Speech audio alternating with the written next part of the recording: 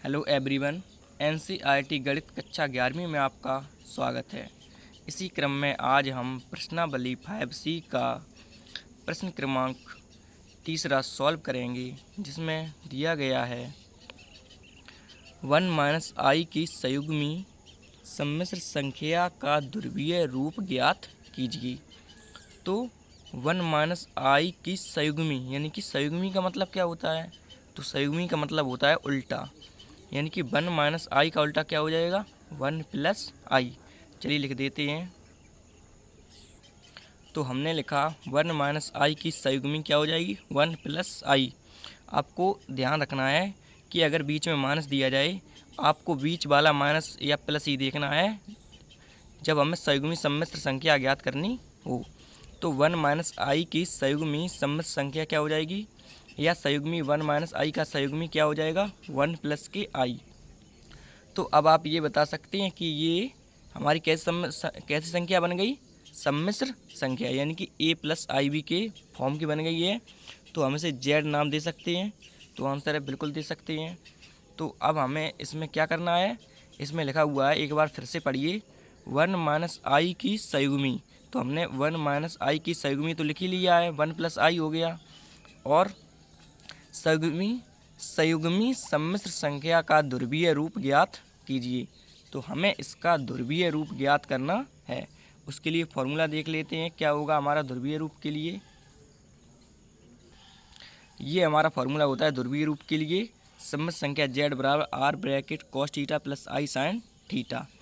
तो अब हम इस z के स्थान पे इस z का मान रखेंगे। ये z बराबर 1 + i दिया गया है, इसके बराबर रखेंगे और इसे सॉल्व करते हैं।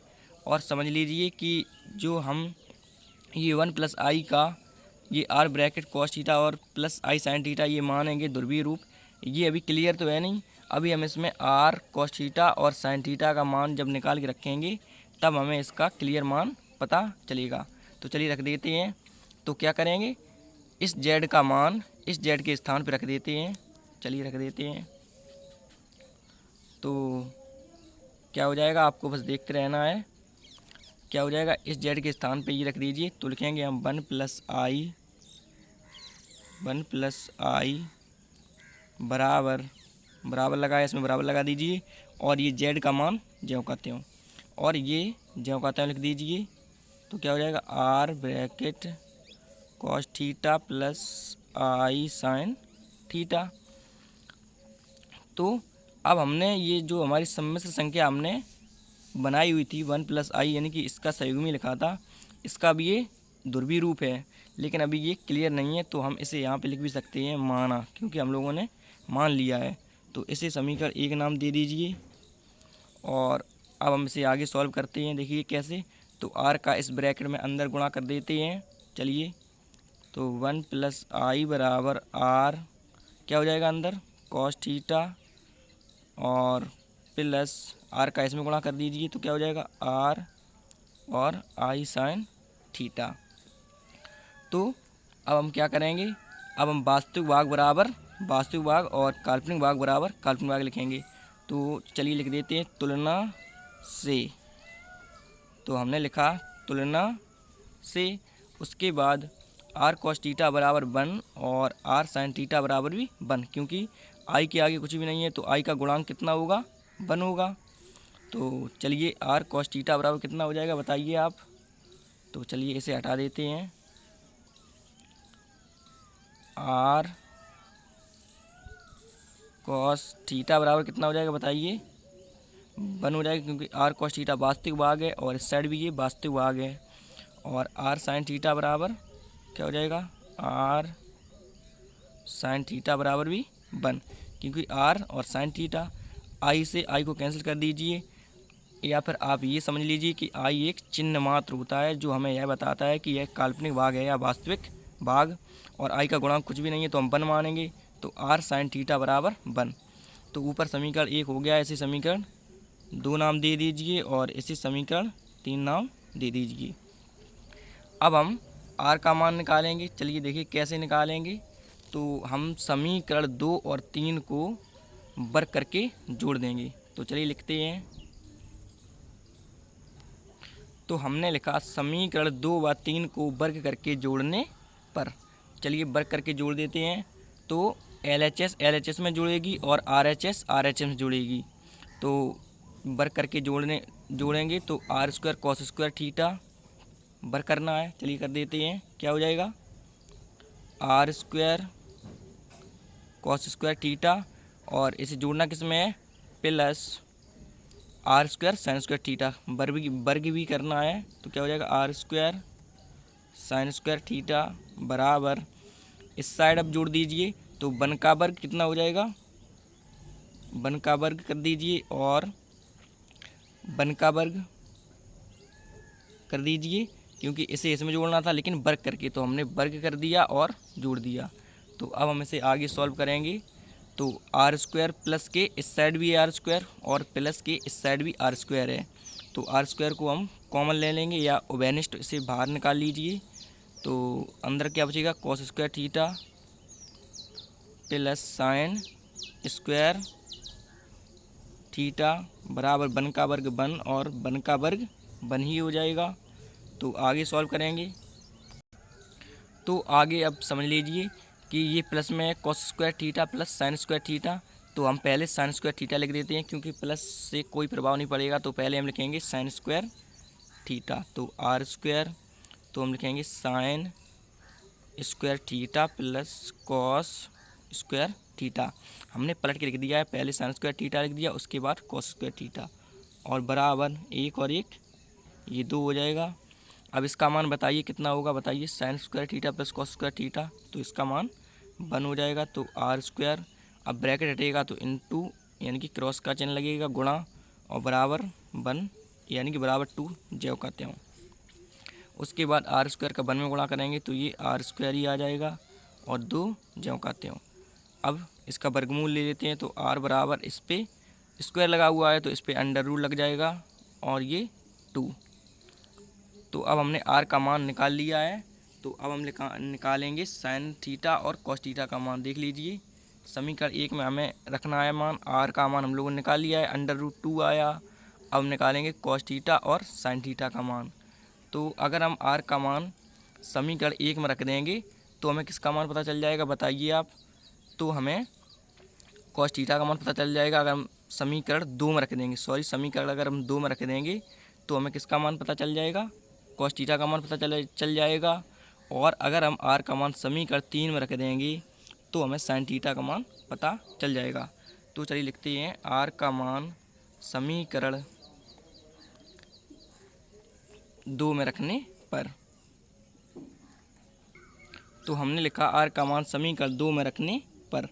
तो हमने समीकरण 2 लिख लिया है। उसके बाद हम इसमें आर का मान रख देंगे।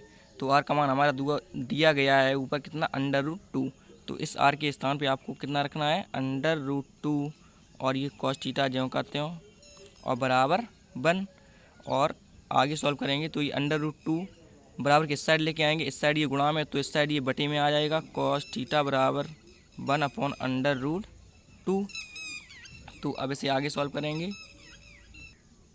तो आगे अब आपको ध्यान से देखना है कि ये कॉस थीटा बराबर 1 बाई अंडर रूट 2 है। ये 1 बटे अंडर रूट 2 कॉस में कितने का मान है, तो ये त्रिकोणमिति संबंधित है, जो कि हम लोग पहले ही पढ़ चुके हैं। तो कॉस थीटा बराबर कितना हो जाएगा, कॉस 45 का मान है ये, कॉस 45 डिग्री, यानी कि कॉस 45 का मान 1 अपॉन अंडर रूट 2 होता है। तो अब हमने कॉस थीटा का मान निकाल लिया है। तो अब देख लीजिए, अब हम निकालेंगे साइन थीटा का मान। तो अब हम आर का मान समीकरण 3 में रख देंगे तो हमें साइन थीटा का मान पता चल जाएगा। तो चलिए लिखते हैं। तो हम लिखेंगे आर का मान समीकरण 3 में रखने पर। तो हमने लिखा आर बराबर अंडर रूट 2 समीकरण 3 में रखने पर। चलिए रख देते हैं। तो आर के स्थान पे आपको कितना लिखना है, अंडर रूट 2। तो हम लिखेंगे अंडर रूट 2 और ये साइन थीटा ज्यों का त्यों, और बराबर 1 भी ज्यों का त्यों। अब ये अंडर रूट 2 इस साइड गुणा में है, हम बराबर किस साइड लेके आएंगे, तो ये बटे में यानी कि भाग में हो जाएगा। चलिए लिख देते हैं। तो क्या हो जाएगा, साइन थीटा बराबर 1, अब इसे हम बटे में लेके आएंगे तो अंडर रूट 2। अब बताइए साइन थीटा में ये 1 अपॉन अंडर रूट 2 कितने का मान है, क्या आप बता सकते हैं। तो ये भी साइन 45 का है, क्योंकि कॉस 45 और साइन 45 का मान होता है 1/√2। तो हम लिखेंगे साइन थीटा बराबर कितना हो जाएगा, साइन थीटा बराबर साइन 45। तो हम लोगों को साइन थीटा का मान निकालना था, तो हम लोगों ने निकाल लिया है साइन थीटा का मान, और कॉस थीटा और आर का भी मान निकाल लिया है। तो अब हम इन सब का मान समीकरण 1 में रख देते हैं। देखिए कैसे, तो देखते हैं समीकरण 1 हमारा क्या था। समीकरण 1 हमारा कुछ इस प्रकार था कि 1 + i बराबर r bracket cos theta plus i sine theta, ये हमारा समीकरण 1 था।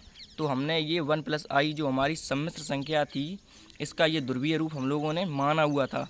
तो अब हम इसमें आर का कॉस थीटा और साइन थीटा इन सब का मान रख देंगे और इसका ध्रुवीय रूप क्लियर पता कर लेंगे। चलिए लिख देते हैं।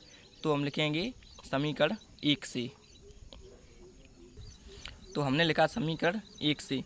चलिए आर का मान देख लेते हैं कितना दिया गया है। तो आर का मान जो हम लोगों ने निकाला हुआ है वो है हमारा √2। चलिए रख देते हैं समीकरण 1 में। तो बराबर के स्थान पे आपको बराबर लगाना है। आर का मान कितना दिया गया था, √2, और ब्रैकेट जो का त्यों, और कॉस थीटा के स्थान पे कॉस थीटा का मान रखेंगे। चलिए रख देते हैं, देखते हैं कितना दिया गया है।